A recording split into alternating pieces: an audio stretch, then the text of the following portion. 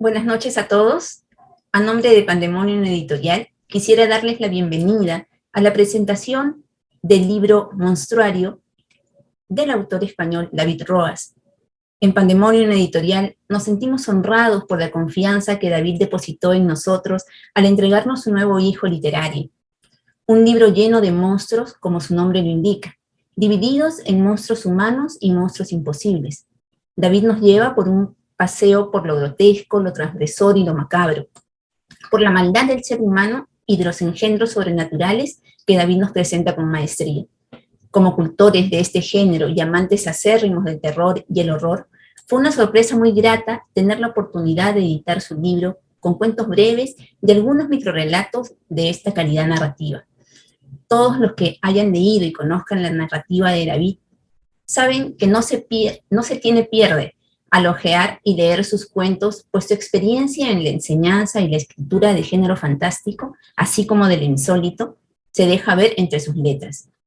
Desde la cubierta que nos muestra la controversial pintura del Jardín de las Delicias del Bosco, hasta la contraportada con una potente reseña, el nuevo libro de David tiene un inicio y un fin de lujo, al contar con las palabras del autor y editor José Donaire presentándolo en un interesantísimo prólogo y el reconocido autor Fernando Iwasaki para concluirlo en un breve pero exacto comentario en la contracubierta del libro. Como verán, un libro imperdible donde encontraremos madres monstruosas, niños víctimas de estas y muchos seres tanto humanos como sobrenaturales que nos helarán la sangre. Pero para más detalle de los relatos de este volumen, qué mejor que ser comentados por este grupo tan relevante de la literatura fantástica peruana que nos acompaña y hacen un marco a este autor de lujo. Quiero agradecer la presencia de Rocío Quespi, de Katy Serrano, de José Donaire, que han tenido la suerte de ser los primeros lectores de Monstruario y nos detallarán su contenido. Y por supuesto un agradecimiento grandísimo a David, que también está con nosotros. A continuación, los dejo con José Donaire, que abrirá esta presentación, así como abre con su prólogo nuestro querido Monstruario. José Donaire, jefe, estudió literatura y lingüística en la Pontificia Universidad Católica del Perú. Es autor de novelas, libros de cuentos y microrelatos, ensayos e historietas. Sus relatos han sido recogidos en más de 20 antologías. Asimismo, como antologador, se ha encargado de más de 15 títulos. 21 relatos sobre mujeres que lucharon por la independencia del Perú es el más reciente. Fue ganador del Premio Luces en el 2016 por la historieta Tinieblas de Ultratumba, de estímulos económicos para la cultura otorgados por el MINCUL del 2018, 2019 y 2021, y de una línea de apoyo para la cultura en 2020 por la historieta Quispicay. Dirige el sello Maquinaciones Narrativa y el proyecto Kafka, Residencia para la Escritura Creativa en la Selva Central Peruana. Muchas gracias, José. Gracias, Tania. Buenas noches. Buenas noches. Es un gusto participar en esta presentación remota, pero con personas muy cercanas, ¿no? Por ejemplo, hablando del libro 21, ¿no? En esta mesa virtual me acompañan pues, Tania, Rocío y Katy, ¿no? Entonces, y bueno, y con David, pues una relación de hace muchos años, ¿no? Yo admiro su obra, soy su seguidor, su fan, y cada vez que viene a Lima trato de convencerlo de que ya se nacionalice, ¿no? Sea parte de nuestra fauna literaria. Y hablando de fauna, bueno, recibí con mucho agrado la invitación a escribir el prólogo de este libro, ¿no? Una fauna de monstruos maravillosa, ¿no? Ya muchos de los textos yo los conocía, pero verlos en esta nueva constelación, como que los textos cobran otro brillo, ¿no? Tienen un brillo distinto, un resplandor que nos deja un sabor distinto a donde aparecieron originalmente, ¿no? Entonces eso es muy interesante, ¿no? Y creo que muy poca gente se ocupa de hablar de esto, pero sí, o sea, cuando uno saca un objeto fuera de contexto, o sea, lo saca de su contexto y lo lleva a otro, ahí hay cosas, hay una dinámica pues muy particular, ¿no? Y sobre esta recombinación de textos, hablo en el prólogo, que es un tanto extenso, y he preparado una versión pequeña, reducida, para no extenderme, ¿no? Entonces, y además para no aburrirlos tanto, ¿no? Entonces, leo el prólogo que escribí con mucho cariño en un tiempo de mucha turbación emocional. Yo pensaba que todo esto había ocurrido este año, ¿no? Y en verdad había ocurrido el año pasado, ¿no? No sé, parece que estaba muy alterado y el libro me llevó un momento pues de mucha ansiedad, ¿no? De noches de insomnio, ¿no? Producto de la pandemia. Y en verdad, cuando recuerdo el libro, lo recuerdo como si fuese parte de una pesadilla, ¿no? Y eso lo hace más monstruoso, ¿no? Eh, entonces arranco y evito irme por las ramas como Tarzán. Uno, complementariedad de dos planos. En tiempos de pandemia, leer, releer en muchos casos, los 22 cuentos de David Roas que conforman Monstruario puede significar tanto una malvada bendición como una agradable alteración del orden. Los contextos de lectura, los momentos que vivimos, o sea, la distopía que un año atrás alguien vaticinó, son importantes en la medida en que nos resaltan aspectos que no valoraríamos en circunstancias distintas de normalidad, entre comillas, normalidad. En esta batalla perpetua entre la razón y la emoción, que nos aguijonea entre una tregua y otra con el lugar común de que nada es casual, nos llegan libros que perturban porque nos trastocan desde ángulos que no habíamos siquiera previsto ni sospechado. El título mismo ya es una exquisitez que nos obliga a andar por las tierras movedizas de lo posible y los pantanos de lo imposible. Eufónica combinación de dos palabras que de algún modo circunscriben a la complementariedad de dos instancias, como el yin y el yang, o mejor aún, de dos planos, al igual que un reluciente y clásico vinilo. Por un lado tenemos la sección Monstruos Humanos, integrada por los cuentos Amor de Madre, Guerreros, La Vida Natural, Descensus ad Inferos, El Terror no tiene forma, Perfeccionismo, Alabama, Cuestión de Fe, Dioptrías, Freak Love y Psicopatología de la Vida Cotidiana.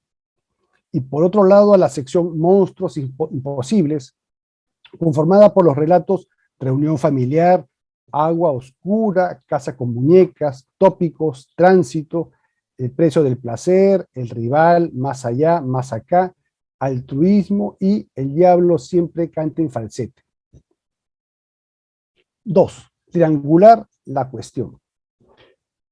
Mostrar al monstruo o mostrificar la muestra son dos posibilidades, pero cabe sospechar que podría surgir o revelarse una alternativa no prevista. Hurgar en la palabra monstruo es oportuno y reflexionar sobre su alcance resulta más que necesario. A fin de triangular la cuestión que nos ocupa e interesa, el español David Caldevilla, en su obra Parámetros actuales de evaluación para la comunicación persuasiva, asevera que el monstruo actualmente no puede definirse como antes podía hacerse, por vista definición. Para Caldevilla, el monstruo ha de definirse por sus acciones, por su potencial y progresión hacia la monstruosidad, es decir, monstruo por actos o acciones. Tanto monstruo por vista definición y monstruo por acto, concluye Caldevilla, corresponden a una misma categoría. Humanos como monstruos. Abro la cita, abro comillas. El primero correspondería básicamente a todas esas anomalías genéticas o accidentes sobre el cuerpo que incitarían desde la pantalla la denominación de monstruo. Un ejemplo claro y antiguo es el de la película Freaks, de Todd Browning, en 1932. En aquella época la película resultó ser escandalosa. No había maquillaje ni disfraces, se mostraban personas reales. La segunda corresponde al paso final de la evolución del género fantástico terrorífico.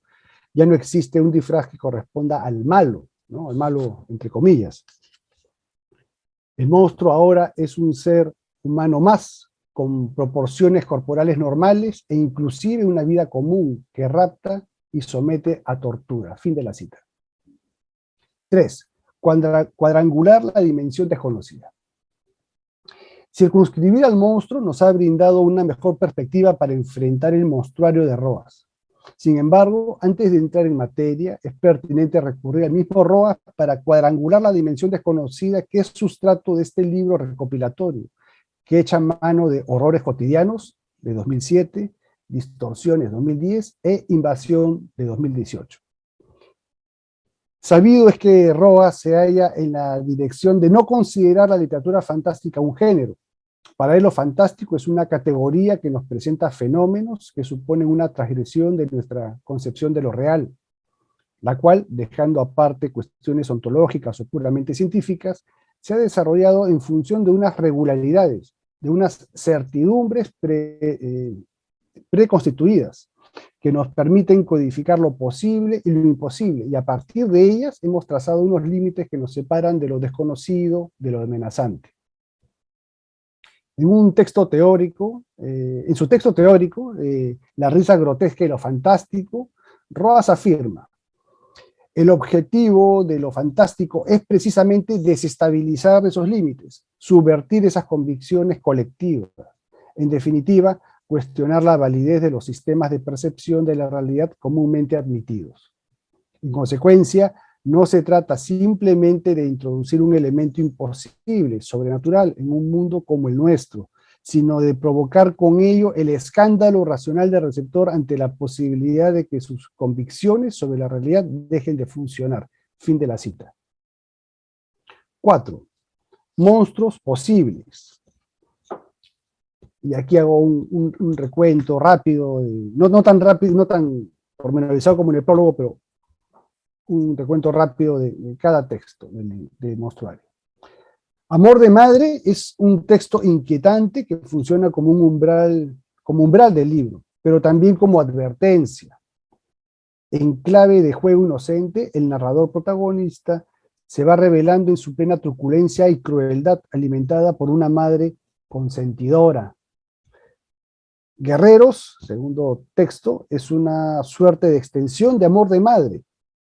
Supone el tránsito del ámbito familiar al espacio social. Este relato hurga en los códigos por descifrar de una sociedad alterada y juega con los límites entre una realidad que apenas reconocemos y otra que se ha impuesto desde su existencia paralela. La vida natural, tercer relato, transcurre, al igual que los cuentos que lo preceden, bajo las cláusulas de lo posible, lo que intensifica la monstruosidad real o histórica del protagonista. El siguiente, Descensut ad Inferos, es un microrelato de atmósfera enrarecida y de complejos quiebres narrativos. Con pocas pinceladas, este texto lleva al lector peldaño tras peldaño por guiños literarios y referencias exquisitas. El terror no tiene forma, es un microrelato que ahonda en el acoso que toda persona en algún momento de su vida ha sufrido, sin que importe su sexo, edad, procedencia étnica o estrato social.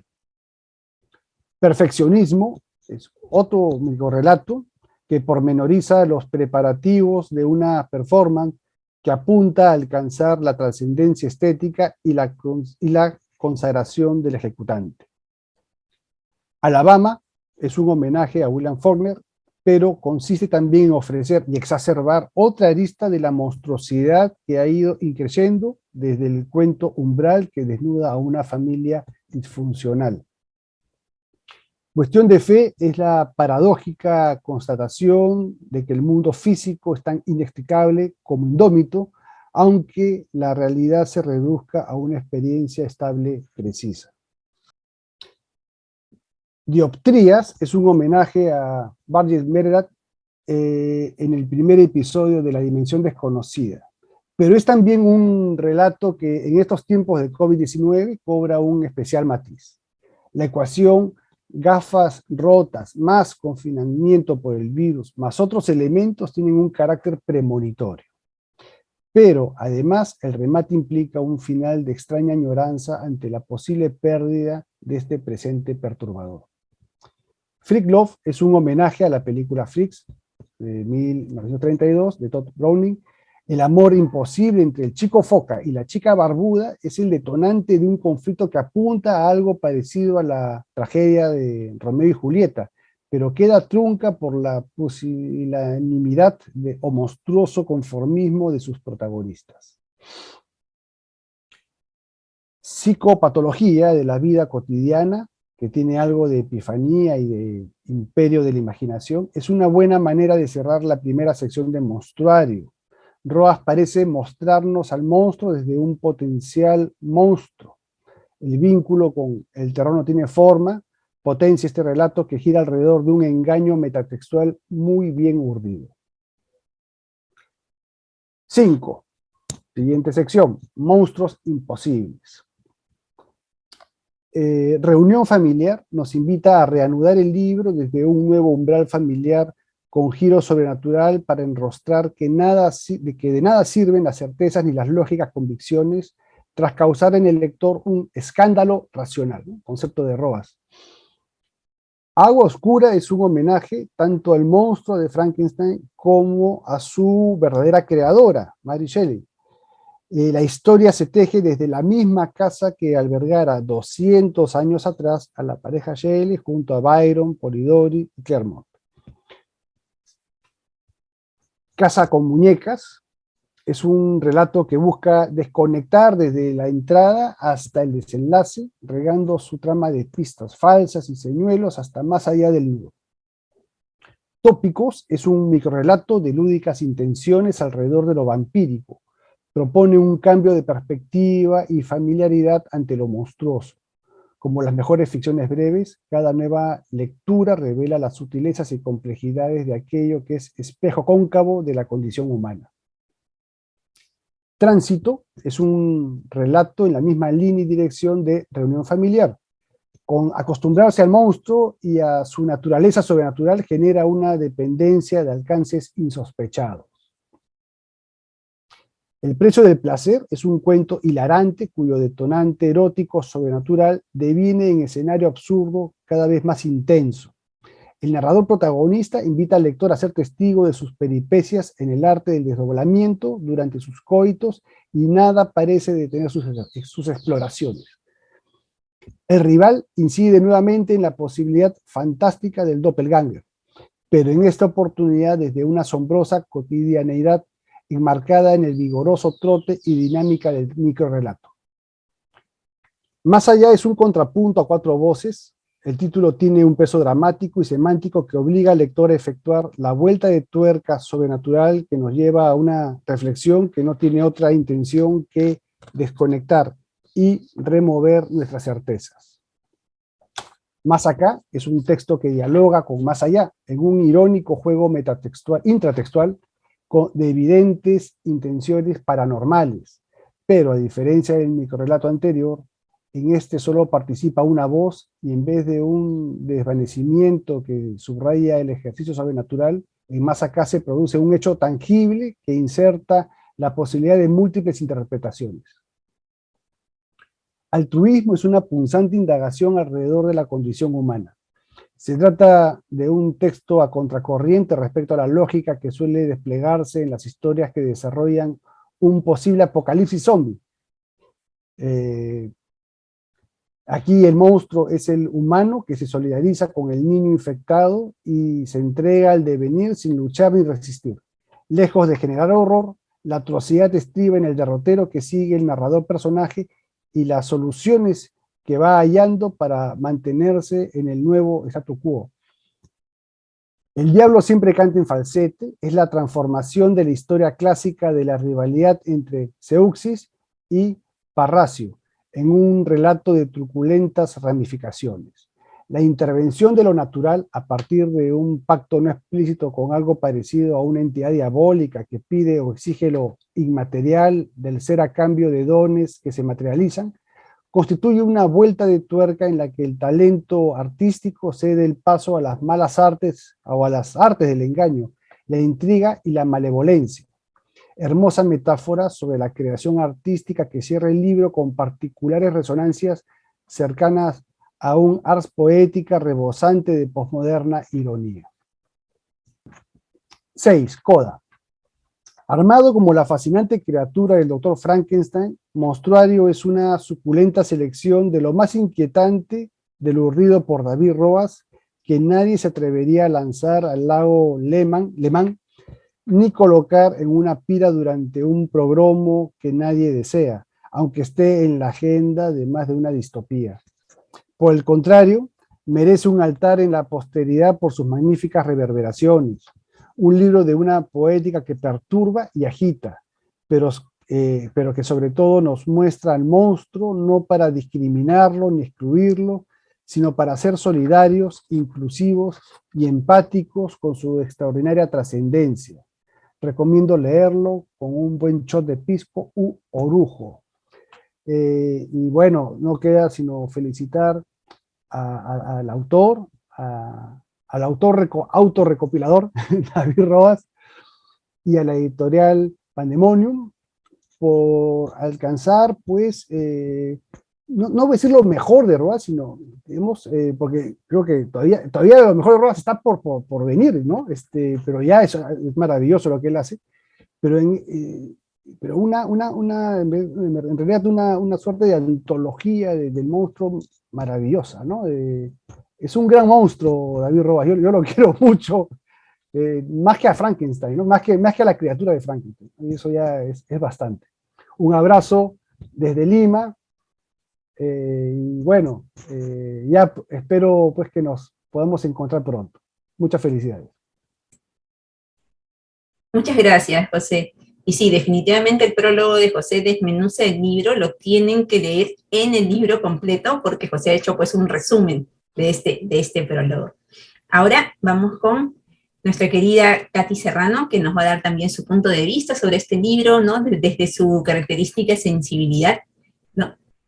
Gracias, Katy. Ok, bueno, aquí voy yo. Voy a leer algo que he preparado. Buenas noches a todas y a todos. Muchísimas gracias a Tania Huerta de Pandemonium Editorial. Una alegría estar aquí acompañándote, querido David, junto a Rocío Quespi y José Donaire, para darle la bienvenida a tu monstruario y para hablar de estos monstruos. Comienzo con algunos recuerdos. Cuando era niña, le temía al instante en el que mi madre me obligaba a apagar la luz a la hora de dormir. Mi madre tuvo 4 hijas mujeres y 2 hijos varones. Las 3 mayores me llevaban muchos años de diferencia. Un hermano varón me llevaba 7 años. Yo era la quinta, así que cuando ya me tocó dormir sola, lo hice en un cuarto que había pertenecido a esas hermanas mayores. Una habitación con retratos pintados al óleo que en la oscuridad, yo estaba segura, movían sus ojos y sus labios y me seguían con la mirada a donde yo me moviera. También tenía miedo de una mujer que decían lloraba en las madrugadas, buscando a los hijos que había matado. Miedo al hombre que recogía ropa vieja que ya nadie quería y que me decían se llevaba a las niñas y niños que no hacían caso. Miedo a la mano peluda que muchos en mi escuela afirmaban haber visto en medio de las plantas de los extensos jardines, pero también le tenía miedo a la furia de mi hermano alcoholizado, a su cara roja, iracundo, cuando violentaba a la familia, lanzando cuchillos que pasaban rozando el rostro de alguna de mis hermanas o que en algún momento colocó en mi espalda de adolescente. Miedo a la mirada enojada de mi madre al pensar que yo había perdido un cuaderno y que merecía una paliza por ello, o a la mirada lasciva de aquel viejo acosador que rondaba la cuadra donde estaba mi casa cuando yo tenía 8 años. Todos esos y muchos más eran mis monstruos. Todos esos monstruos aún siguen en mis recuerdos. Cuando Tania Huerta me propuso ser parte de la presentación del libro Monstruario, me sentí halagada, honrada y muy emocionada porque significaba ser parte de la fiesta de presentación de un libro de un gran escritor como David Roas, que es un referente importantísimo de lo fantástico, tanto como escritor de ficción, como académico y crítico. Además, me sentía feliz porque es una gran noticia que tengamos en el Perú esta edición que reúne algunos de los cuentos que pertenecen a libros del autor que tienen una gran relevancia en la literatura hispanoamericana. Pero lo que no imaginé es que al leer estos relatos reunidos como un todo, un muestrario de monstruos, se despertaran en mí todos aquellos monstruos que a lo largo del camino de mi vida me han acosado, perseguido, impresionado, o que peor aún, me viera a mí misma pensando en qué tipo de monstruos podrían esconderse en mi interior. Debo decir que el libro se abre con un estupendo prólogo de José Donaire Hofken que nos introduce de manera inteligente al universo de David Roas y nos guía para comenzar la lectura de los relatos con una base teórica extensa y muy interesante.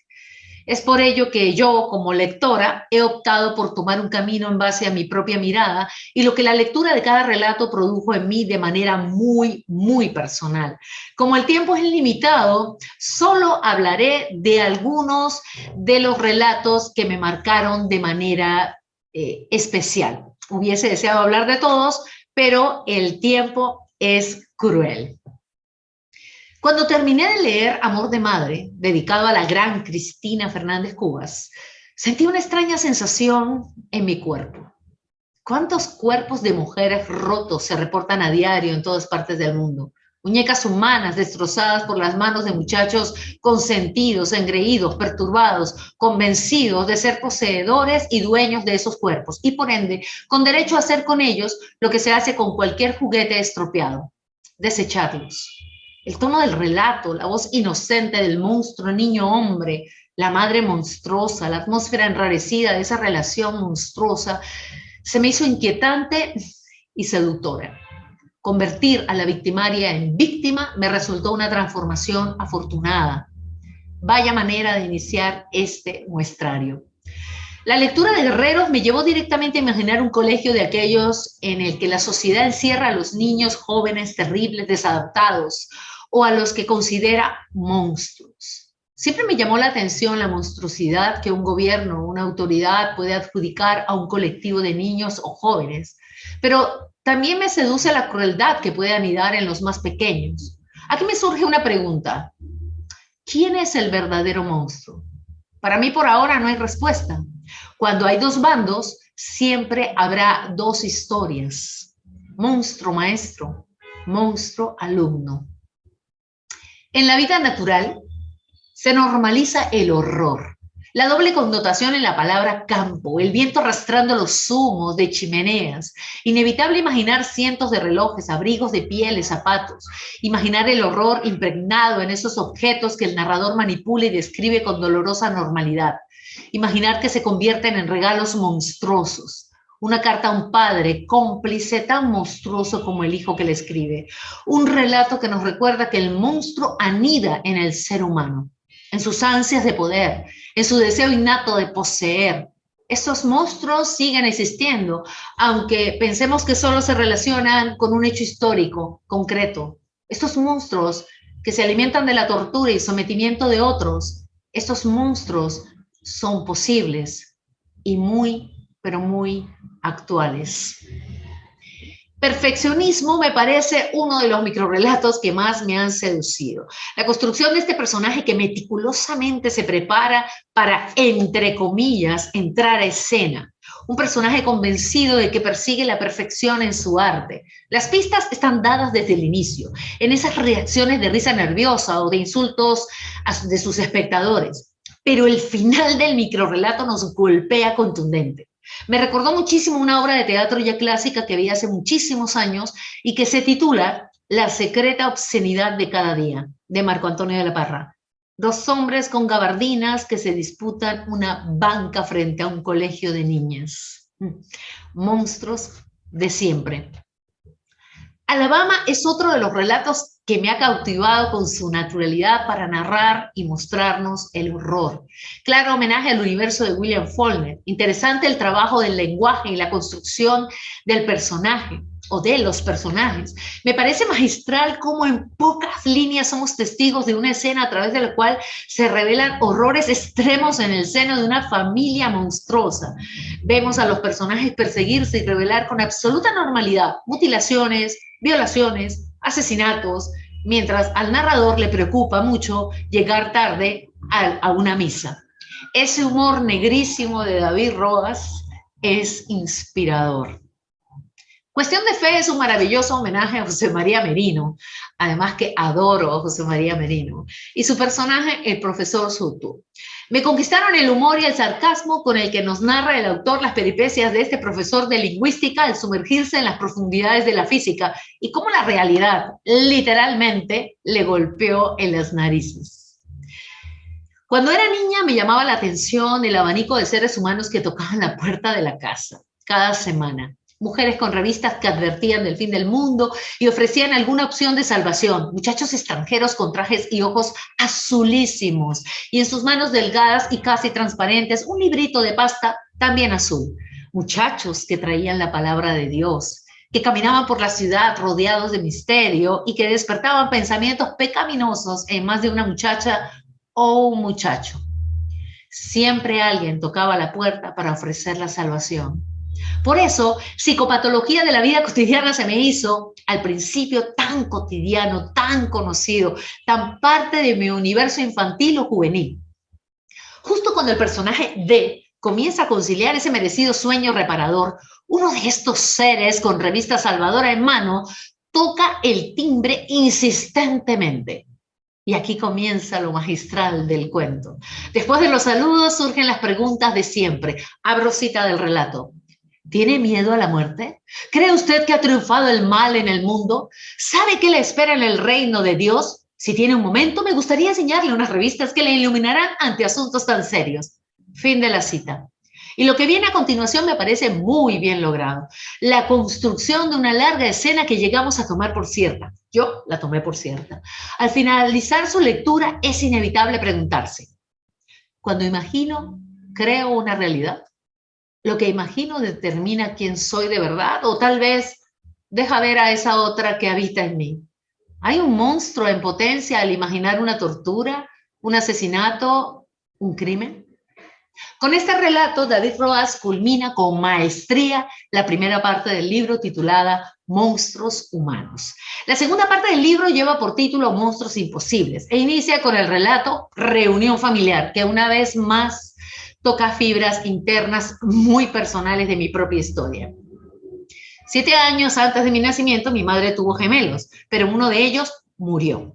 Historia larga que algún día contaré. Lo inquietante es que cuando yo nací, nació conmigo un amasijo de pelos y órganos malformados y sin vida, una gemela que no fue. Durante mi infancia tengo un recuerdo relacionado con esa gemela que no fue. En mi casa bromeaban con el exceso de energía que me caracteriza y lo atribuían a que supuestamente yo me había comido a mi hermana. Esto, que podría ser una broma inofensiva, en realidad podría encerrar algo con un cariz monstruoso. Uno de los gemelos vive y el otro muere, como en el caso de mi hermano, o no llega a ser como en el caso de esta gemela que no fue. Reunión familiar trajo a mi presente aquella historia de infancia. Debo confesar que me perturbó la presencia de ese bebé con sus ropitas raídas, mirando al narrador en silencio. Y en este punto quiero compartir con ustedes un pequeño párrafo de este relato. Hoy, tras notar la acostumbrada agitación sobre tu cama, enciendes la luz y lo ves. Crees estar soñando y tratas de despertar de lo que no puede ser más que una pesadilla. Cierras los ojos con fuerza, intentando borrar esa imagen, deseando que desaparezca, pero sabes que está ahí y sabes quién es. No parece un fantasma, está a medio pudrir, el vestidito sucio y andrajoso. No hace ningún ruido, mientras gatea lentamente hacia ti. Paralizado, no puedes más que encoger las piernas, retrasar todo lo posible el inevitable contacto. No sabes qué puede ocurrir cuando aquella pútrida piel roce la tuya. Pero antes de alcanzarte, se detiene. Torpemente se sienta sobre la manta y te observa en silencio. En su mirada no hay expresión alguna. lo que te sobrecoge aún más, como si eso fuera algo inconcebible en el rostro de un bebé. Un pensamiento delirante irrumpe entonces. Él está aquí para recuperar su lugar, para devolver las cosas a su correcto estado, o peor aún, para cambiarse por ti.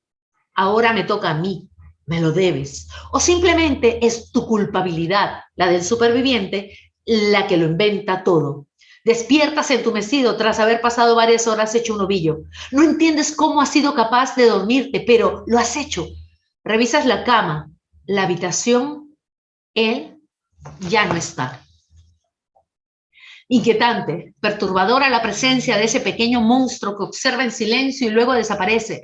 Y esa posibilidad de ausencia permanente es la que angustia.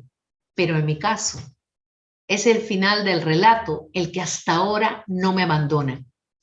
Patricia Esteban Arlés es una escritora que me fascina por lo que escribe y por ese halo misterioso que rodea su personalidad.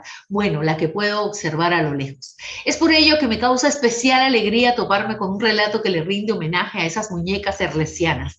Inevitable pensar en el maravilloso libro Casa de Muñecas de Patricia Esteban Arlés, en los rostros de cada una de sus creaciones. Pero lo que me ha llamado la atención sobremanera es el narrador masculino, la presencia de lo erótico enlazado a lo monstruoso, cientos de muñecas tomando vida para proporcionar un placer sin límites al narrador.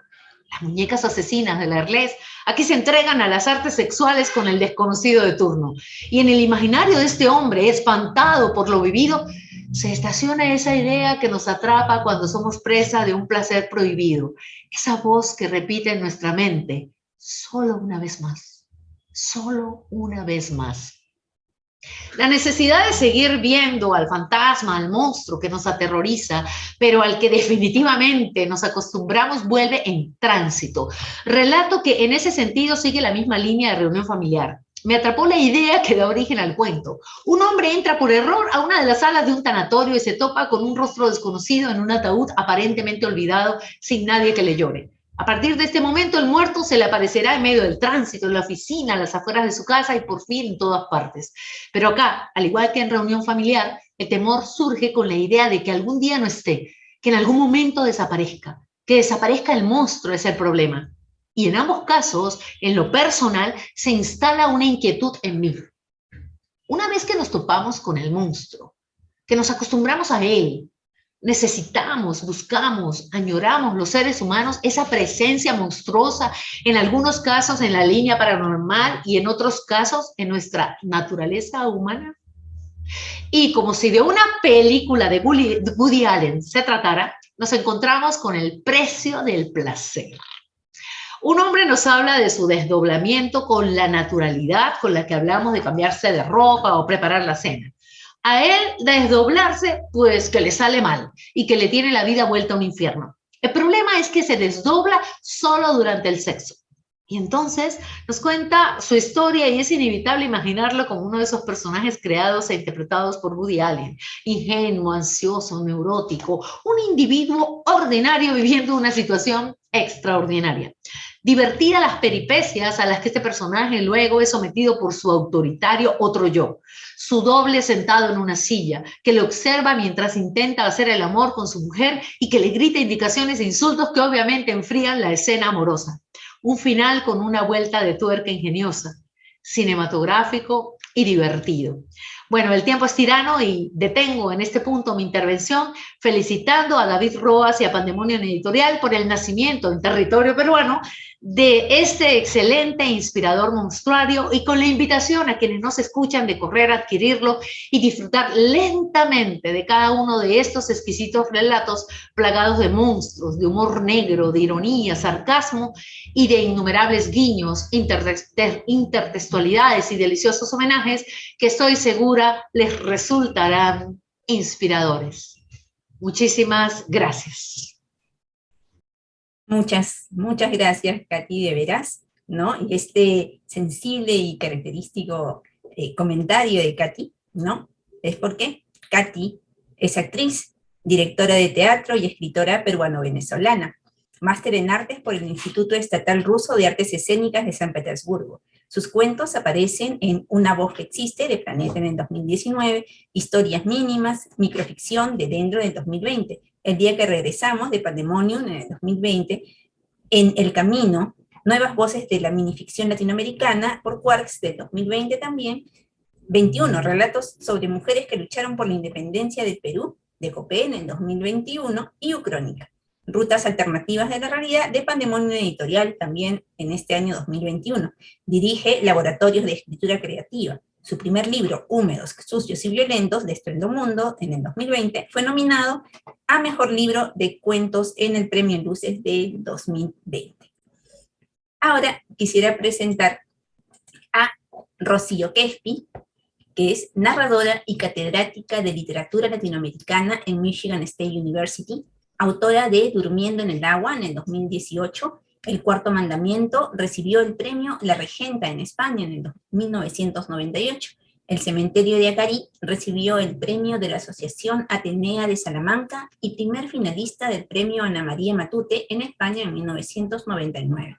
Publica en Letras Femeninas, Hila Latina, Rande, El Narratorio, Círculo de Lovecraft, Infernaliana, Crononautas Éxodo, Ultraviolentos, Habitación 201, Lado B, El día que regresamos, Ucrónica, Los múltiples rostros de la muerte y 21 relatos sobre mujeres que lucharon por la independencia del Perú. Rocío, buenas noches. Buenas noches a todos. Muchísimas gracias a Pandemonium Editorial y a Tania Huerta por esta invitación a comentar este último libro de David Roas, y también estoy encantada de estar aquí con Pepe Donaire y con Katy Serrano, que estamos formando una red, ¿no? Una red, estábamos comentando antes de empezar que ya todos nos conocemos, ¿no? Porque estamos participando o interactuando, ¿no? En relación a diferentes escrituras creativas en los 2 últimos años, y para mí es un enorme placer hacer eso. Así que muchas gracias también por el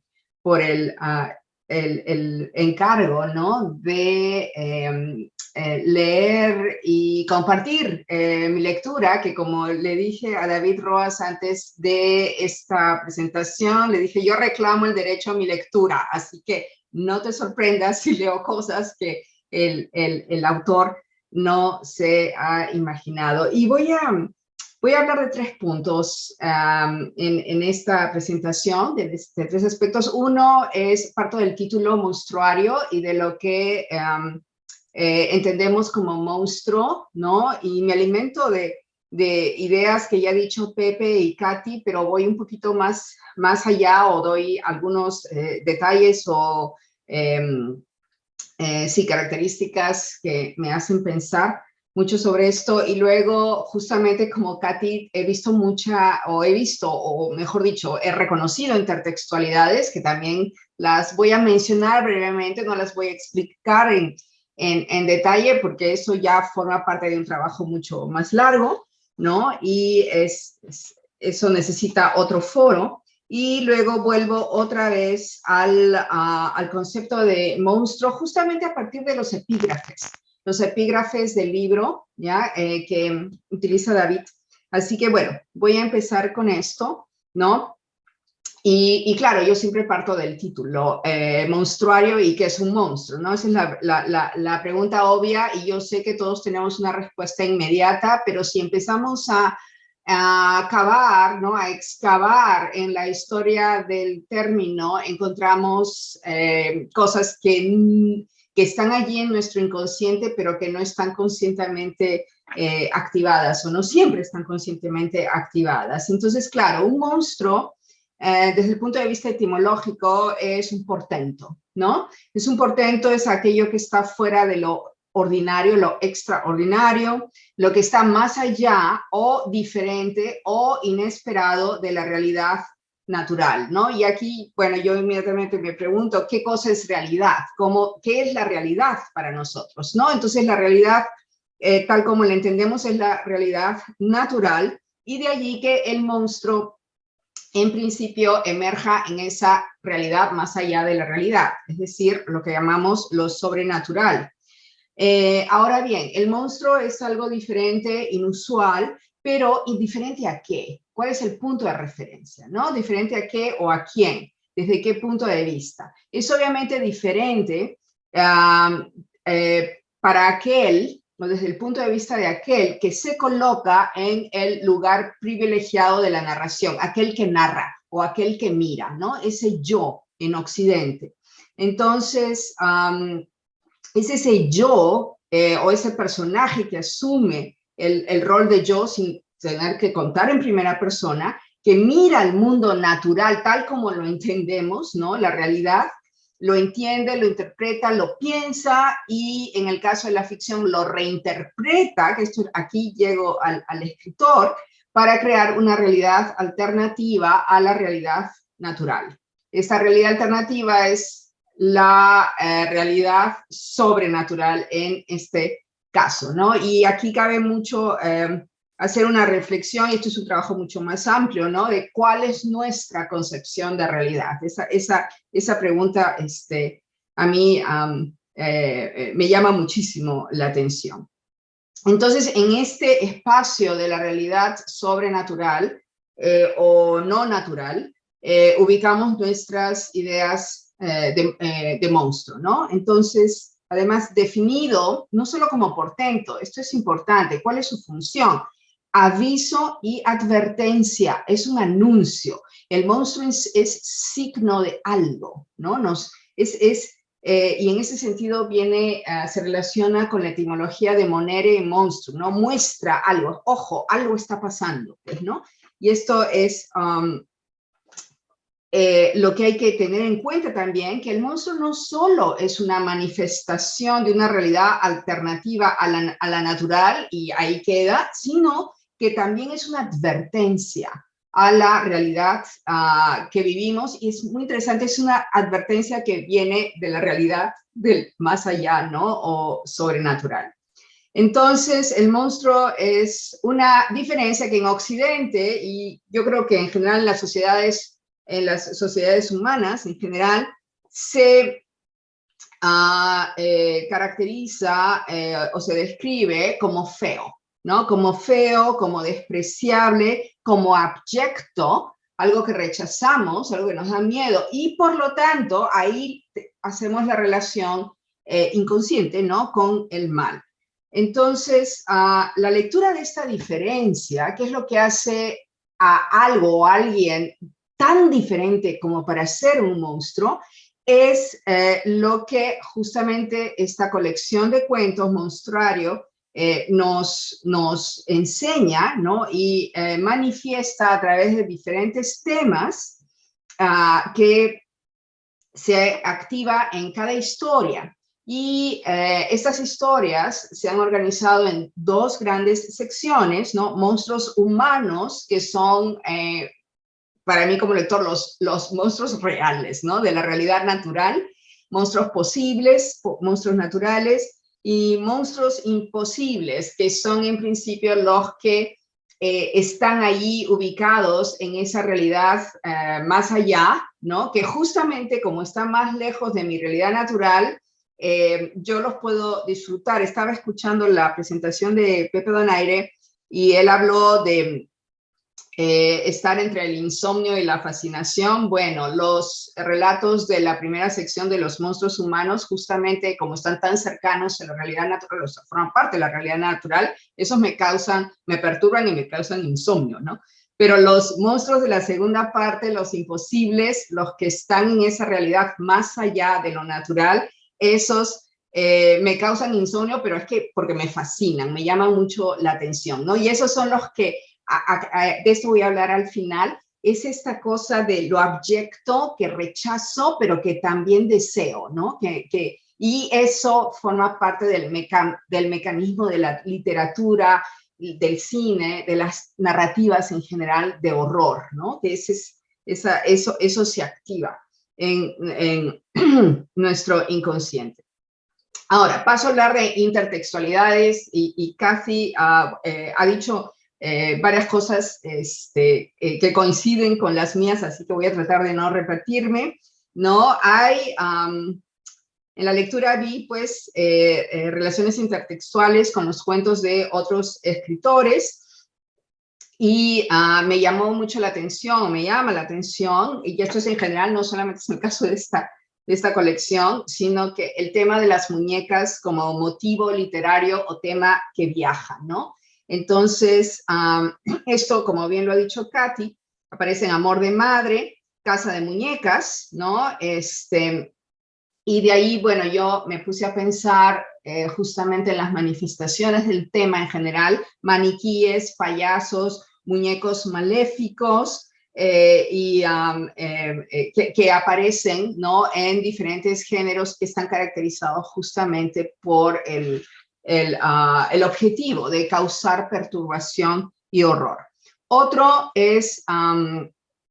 esto tiene que ver con intertextualidad. El cuento Guerreros es muy interesante. Tuve una conversación con David y yo tuve una lectura diferente a otras, ¿no? Porque inmediatamente yo pensé en los personajes de la Guerra Florida de La Noche Boca Arriba de Julio Cortázar, ¿no? Yo inmediatamente hice esa asociación, y eso en realidad les dice más de mí que de lo que el escritor quiere manifestar. Y también le comenté a David hace un tiempo, ¿no? Hace unas semanas, la idea esta de, lo conecté con la historia de un episodio de ciencia ficción en inglés que se llama Captive Pursuit, que forma parte de Star Trek Deep Space Nine, que está muy, muy bien escrito, ¿no? Y es un episodio fascinante. La historia es fascinante, está muy bien escrita, también con un final, con una vuelta de tuerca. Es fantástico eso, ¿no? Otro es el caso de Descensus ad Inferos, ¿no? Que es ir al mundo de los muertos, ¿no? Esta idea del viaje hacia el mundo de los muertos, pero como un pasaje, ¿no? No es morirse e irse al infierno, no tiene que ver con eso para experimentar un castigo, sino yo lo veo como pasaje de transición, en el sentido también que lo usa la obra de Dante Alighieri, ¿no? Ok, y también hice se me activó, ¿no? Una escena que se cita como microrrelato, aunque no lo es, del Ulises de James Joyce. Es una escena muy semejante, no es igual, pero es semejante, ¿no? Que se ha recogido en la antología de la literatura fantástica de Borges, Bioy Casares y Ocampo, que se llama May Goulding, ¿no? Es semejante. Los invito a que lean el cuento de David, de Descensus ad Inferos, con May Goulding al lado. Es bien, bien interesante. Otro tema que aparece, o mejor dicho, un motivo que aparece, se convierte en un motivo, son los testigos de Jehová, ¿no? Los testigos de Jehová, no solo como personajes, sino como motivo literario que desinfla el efecto de terror, o quizá es el terror, ¿no? Y esos son los que encarnan el terror.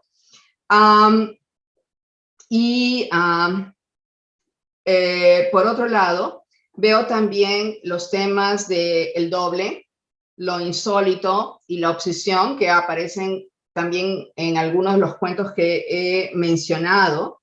Y el tema del doble, como también señaló Kathy, bueno, él empieza o abre la segunda sección con el cuento Reunión Familiar, ¿no? Y también este uso del tema del doble nos lleva o aparece, ¿no? En otros cuentos como El precio del placer, que es el sujeto que se desdobla y sus efectos en la vida íntima. El rival, ¿no? Que es un doble paralelo, quién es quién, no sabemos.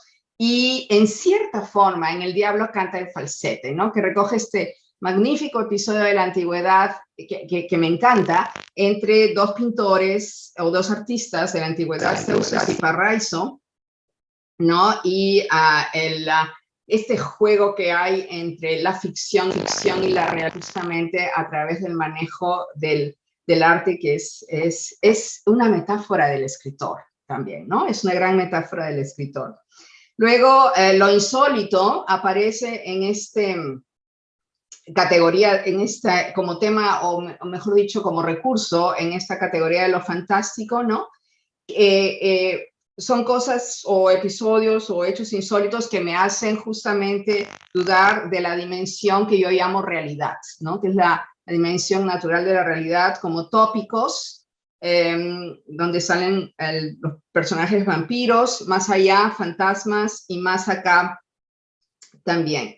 Y el último que menciono ahora, pero por favor, esto no es completo, hay mucho más, es el tema de las obsesiones, ¿no? Las obsesiones yo creo que las obsesiones son las que nos mueven a crear proyecciones que se convierten en monstruos, ¿no? Y que luego asumimos como monstruos, ¿no? Y esto lo vemos bien en el cuento Tránsito, que también ha comentado Katy, reunión familiar, que ya lo hemos dicho, y dicho sea de paso, Katy, es increíble porque yo tengo una historia semejante a la tuya, ¿no? Y se me activó de inmediatamente y me perturbó mucho la lectura de ese cuento y me hace pensar mucho al respecto. Altruismo, tiene a personajes zombies, Casa con muñecas, todas estas son donde yo veo obsesiones, y Agua Oscura, que me encantó. Bueno,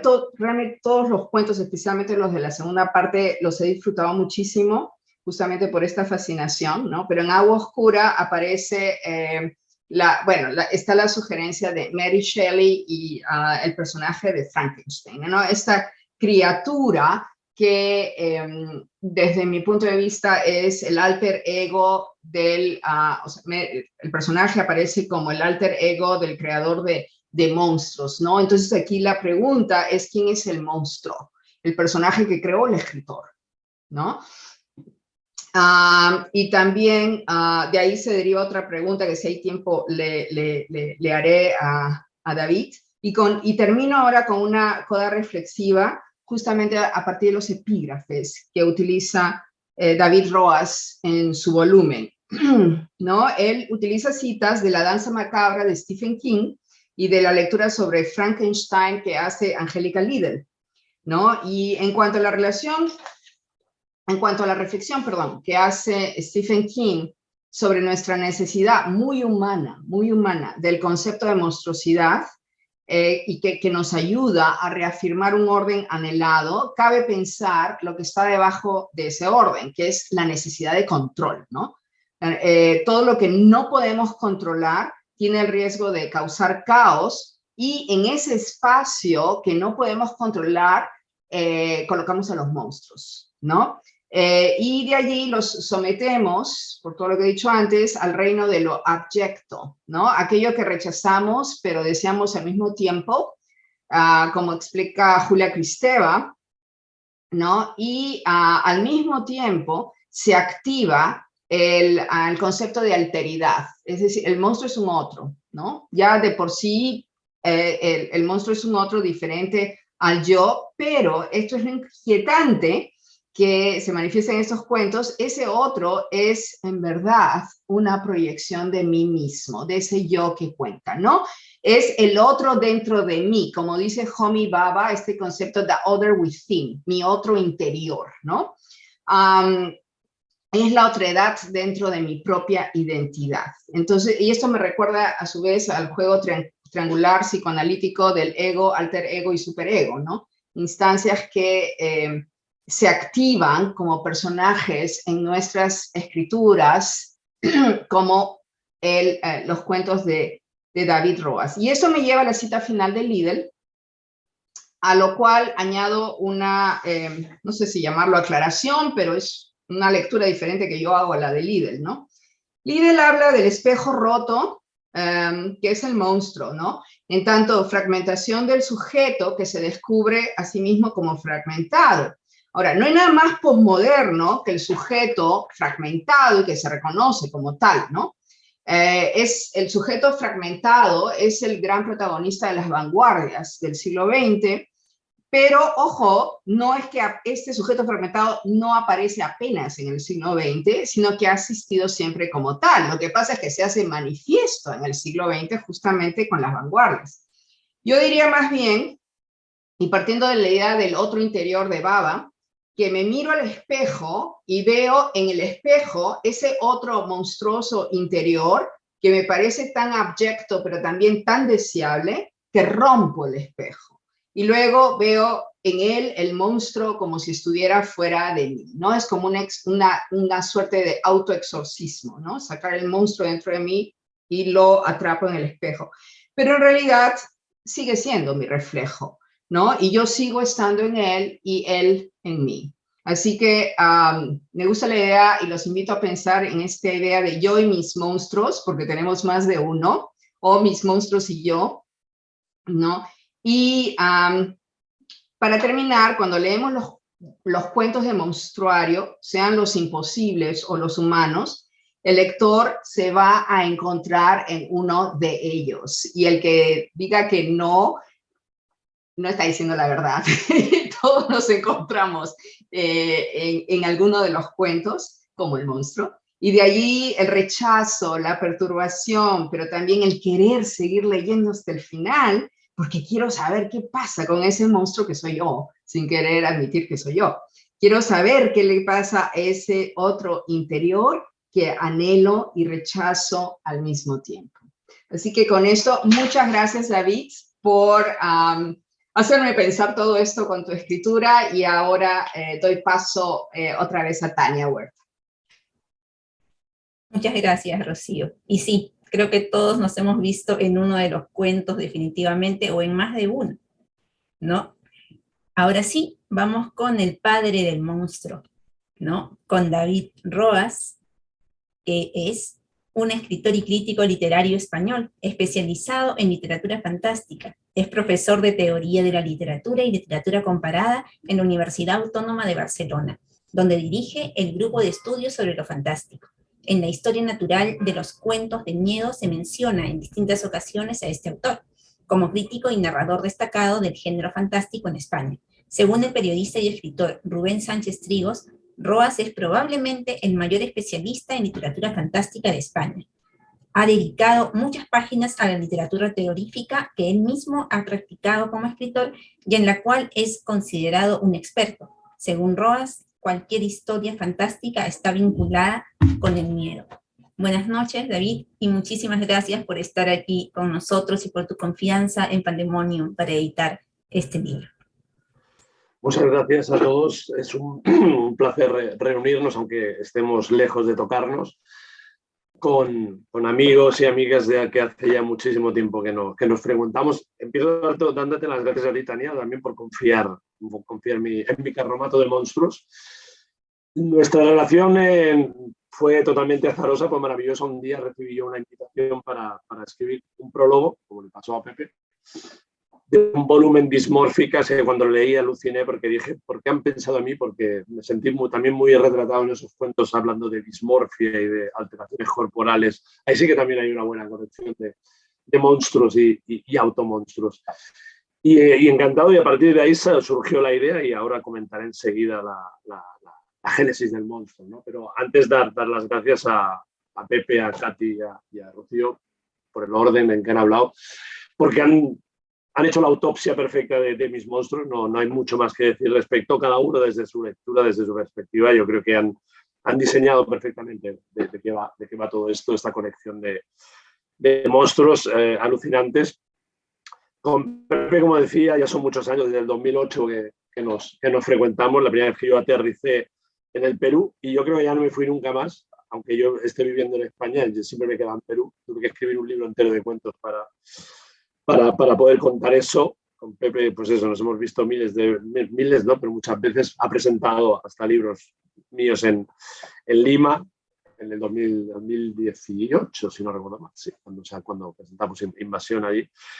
Y con Katy, pues hace poco nos vimos en Madrid, con una excusa banal, como es beber unos cuantos vinos, y con Juan Ricardo, cuando estaba Teresa López Pelliza también, y Rocío, que la habíamos metido Pepe y yo, otra unión nuestra, que es frecuentar la habitación 201, pues a ella la metimos en el lado B de esa habitación. Y también ella ya sabe que quien se mete en la 201 nunca más vuelve a salir, con lo cual lo siento. O sea, bienvenida, pero a la vez lo siento porque no escaparás nunca más de la maldición de la 201. ¿Qué decir yo después de estas tres voces que me han precedido respecto al libro? Pues como decía, quizá hablan un poco de la génesis, ¿no? Pepe lo decía antes, es un libro que sabe diferente, es un libro, ¿no? Como haya dicho, reunir esos cuentos que provienen, algunos son inéditos o han aparecido en antologías que no son antologías de mi mano, pero sí que verlos juntos ha sido una especie de eso, ¿no? De cambio de sabor o de nuevos sabores, ¿no? Como cuando uno cocina, aquí el plato ha salido diferente al utilizar ingredientes que ya existían pero que no se habían reunido nunca. Y también surgió de una idea curiosa, y es que cuando yo hablaba con Tania de la posibilidad de publicar un volumen con Pandemonium, se me ocurrió esto, pero se me ocurrió pensando que yo no tenía tantos monstruos. No sé por qué yo tenía una idea un tanto distorsionada de mí mismo o de mis libros, y cuando empecé a rastrear los monstruos me di cuenta que había un montón de monstruos. Claro, porque claro, yo pensaba más en el monstruo fantástico, ¿no? Pero me di cuenta de eso, ¿no? De que había también muchos o demasiados monstruos reales, ¿no? Como los que planteaba antes Rocío. Y de algún modo salió ahí, y también me asusté un poco cuando vi que salían 11 y 11, que dije, Dios mío, o sea, ya la simetría loca del mundo que me persigue a veces, pues aparece ahí, ¿no? A mí me persigue la 201 y aquí de golpe, cuando yo veo los cuentos claros que hay para dividir y organizar esas dos secciones, resulta que salen 11 y 11. Ya me dejó, digo, aquí hay una señal, como cuando Pepe y yo decidimos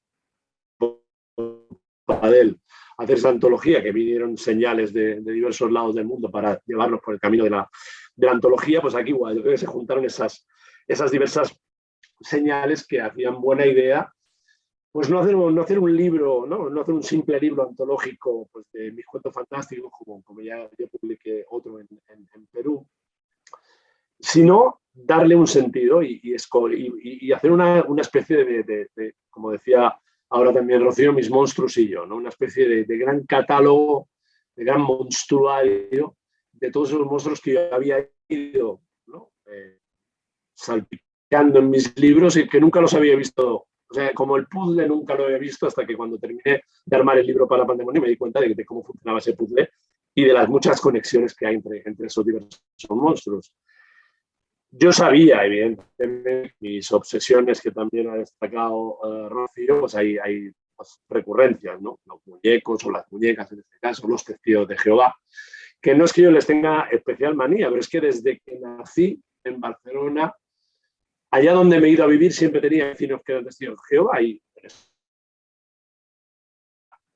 hay un amplio número de testigos de Jehová, pero evidentemente más católicos que testigos de Jehová de largo. Pero no sé por qué siempre mi vecinito, Pablo, mi amigo en Barcelona, que era mi vecino de Rellano, yo vivía en el cuarto tercera y en el cuarto cuarta, eran testigos de Jehová.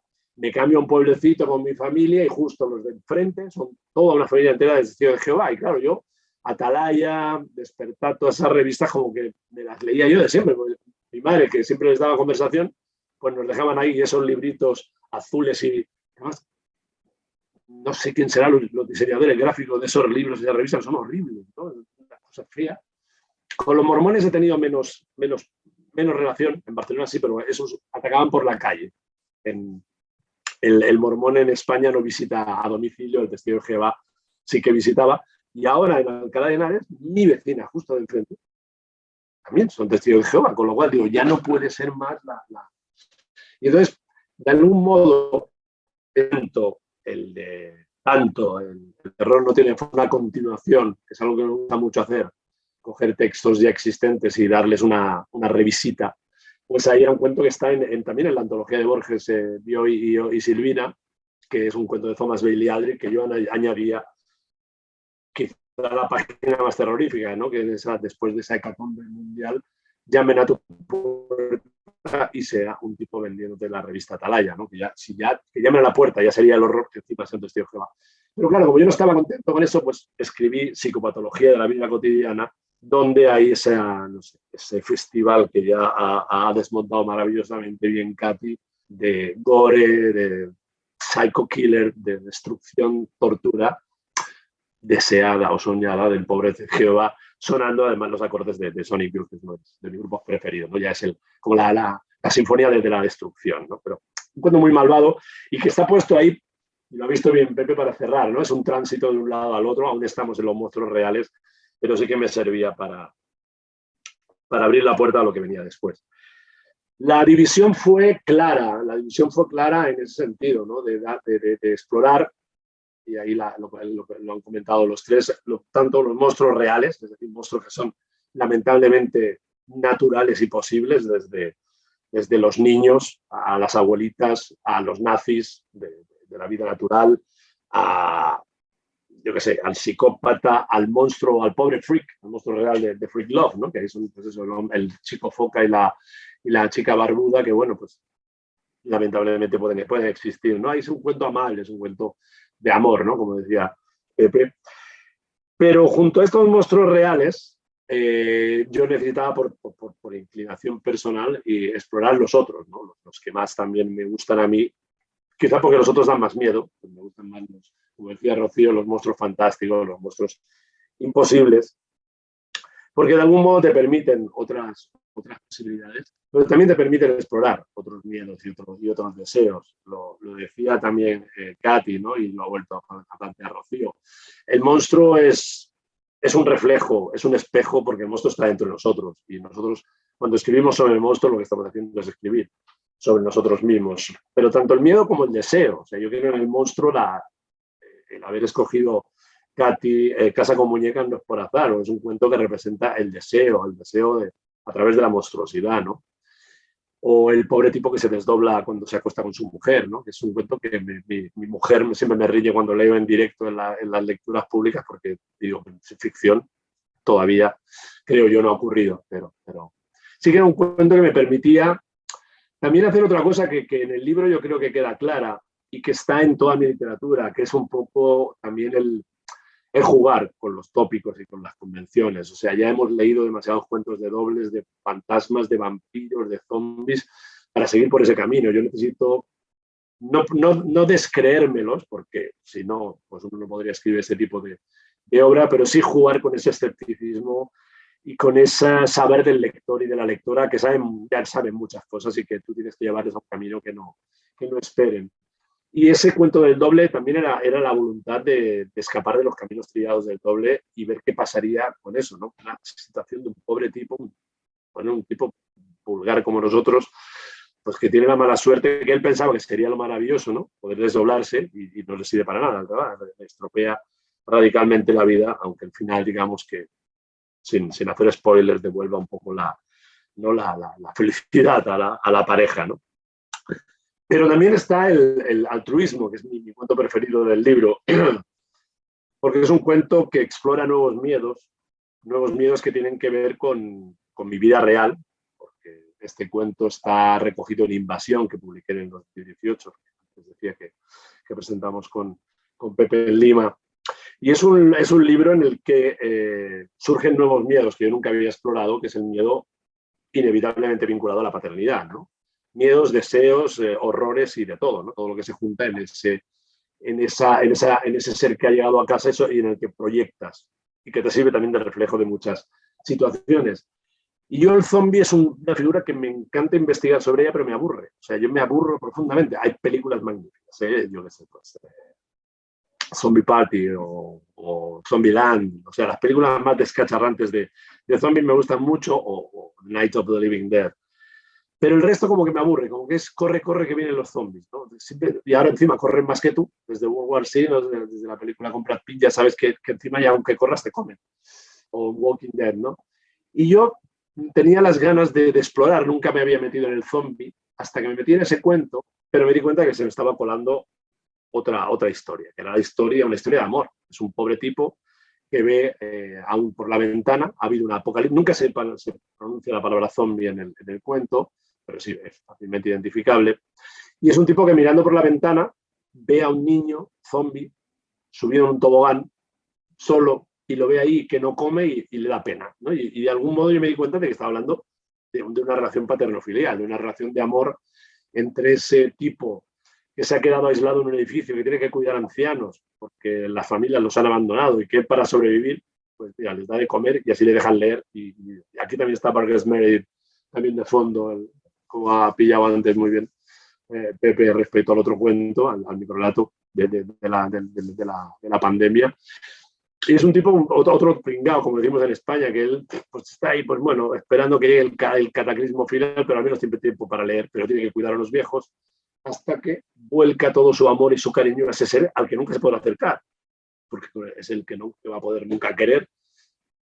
Y bueno, establece una relación que tampoco voy a contar mucho para no hacer spoilers, de explorar esos miedos y deseos nuevos que en mí no existían, porque yo siempre había escrito cuentos con niños, pero en cuentos o mucho más perversos, o mucho más cómicos, o mucho más burlándome de esos pobres tontos que tenían hijos, hasta que me tocó a mí, voluntariamente, evidentemente, pero que me dio, ¿no?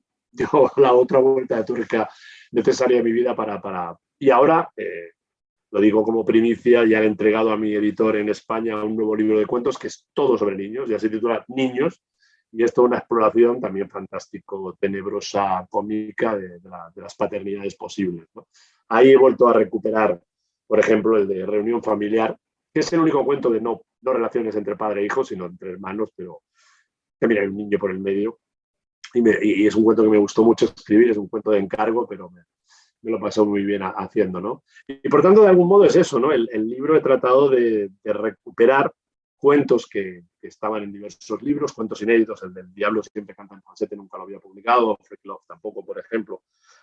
Creo que los demás son todos provenientes eso, o de antologías, como Guerreros, que primero fue un encargo de Pepe y que acabó en Invasión, o Agua Oscura, el cuento dedicado a la noche de Villa Diodati en el 1816, donde se escribe, bueno, donde se idea, ¿no?, a Frankenstein por Mary Shelley, y que me encargaron y que yo me lo pasé muy bien escribiendo un cuento sobre el monstruo y en el fondo sobre la creación del monstruo y la creación de ficciones, ¿no? Que yo creo que ese cuento va de eso. Y por tanto es un poco lo que quería contar, porque digo, para no repetir mucho de lo que habéis dicho, mi voluntad de eso, de explorarme a mí mismo, de ver cómo el monstruo pues es ese reflejo que decía Rocío, pero que toma muchas formas y que de vez en cuando puede ser un monstruo amable, porque hay monstruos a los que evidentemente queremos, no monstruos imbéciles, como Edward Cullen y los Twilights, y eso que no son monstruos, son seres horribles, encima mormones, pero sí que de algún modo hay monstruos en el libro que son monstruos en los que uno vuelca una cierta humanización, ¿no? Son monstruos muy cercanos a nosotros en los que uno puede compartir la desazón de esos seres monstruosos, ¿no? Pero también está el otro monstruo, está el monstruo terrible, el monstruo tanto el que te puede hacer daño, digamos, metafísicamente con su propia existencia, como el que te puede hacer daño. Es decir, el asesino o ese comandante de un lager, de un campo de exterminio, que yo creo es la máxima representación, ¿no?, del monstruo humano, ¿no? Porque además yo hay una cosa que siempre he discutido, ¿no?, cuando hay gente que habla, no, es que los nazis eran monstruos, no, los nazis y los horrores que eran humanos. Y eso es lo que da miedo, de verdad, ¿no? Que eso pueda hacerlo una persona, ¿no? Que diga, pues, tenemos que matar 30.000 diarios y a ver cómo aceleramos la maquinaria del campo para ello. Me parece que explorar eso es de los horrores. Y ese cuento nació antes de que yo hubiera leído, lo digo por curiosidad, de Bienveillant, la novela de Jonathan Liddell, porque con un amigo siempre estábamos diciendo cómo sería contar la historia desde dentro. Es decir, no hacer lo que hizo The Arrow Time, ¿no?, con lo que hizo Martin Amis, que es contar esa historia al revés, ¿no?, y dándole otro sentido al del médico de un campo de exterminio, sino cómo sería retratar eso, ¿no? La vida de un tipo, la vida natural en el campo de un tipo, y que te cuente, pues eso, que no te puede mandar un reloj a papá, pero que no se, o un abrigo a mamá, pero que no se preocupe que pronto, sin demasiado, o sea, sin convertir el cuento en algo trágico, pero que responde al horror puro, ¿no? Y era un poco de, también ese cuento me dolió escribirlo porque era ponerme yo en el lugar del monstruo total, ¿no? Y ahí es un cuento que tardé mucho hasta que me di cuenta que tenía que ser una carta, que no podía ser un cuento narrado con un narrador, con unas peripecias, sino que tenía que ser una carta en la que ese tipo volcara su vida normal. Es que yo creo que es el cuento más horrible de todo el libro, porque es el cuento que yo creo que retrata el horror más puro y perverso, ¿no? Pero bueno, es eso, un poco la idea de explorar nuevos caminos y sobre todo me ha gustado la frase y la voy a utilizar otra vez, la de mis monstruos y yo. En el fondo podría ser el subtítulo de la antología, ¿no? O yo, bueno, no, nosotros los monstruos, porque en el fondo yo también soy un monstruo como todos nosotros. Y nada, pues muchísimas gracias de verdad, Tania, por lanzar estos monstruos a la calle que invadan Perú primero y después ya el mundo en general.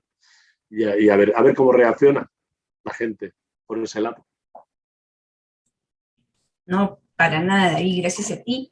Y Monstruario, el hermoso Monstruario, porque también es un libro muy bonito, ¿no? Lo pueden encontrar ya en la fanpage de Pandemonium Editorial, en Ethereal Bookstore y pronto en todas las librerías.